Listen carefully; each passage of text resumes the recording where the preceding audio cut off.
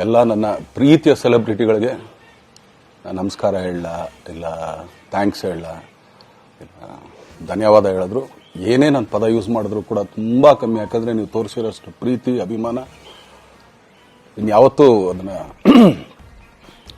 ಅದು ಯಾವ ಥರ ರಿಟರ್ನ್ ಮಾಡೋದು ನನಗೂ ಗೊತ್ತಾಗಲ್ಲ. ಇದೊಂದ್ಸಲಿ ದಯಮಾಡಿ ಕ್ಷಮೆ ಇರಲಿ. ಸೊ ಖಂಡಿತ ಬಟ್ ಆದಷ್ಟು ಬೇಗ ನಿಮ್ಗಳಿಗೆ ಸಿಗ್ತೀನಿ ನಾನು, ಅದು ಯಾವಾಗ ಅಂತ ಹೇಳ್ತೀನಿ. ಸೊ ಅಲ್ಲಿವರೆಗೂ ಮೊಟ್ಟೆಗೆ ಹಾಕೊಳ್ಳಿ.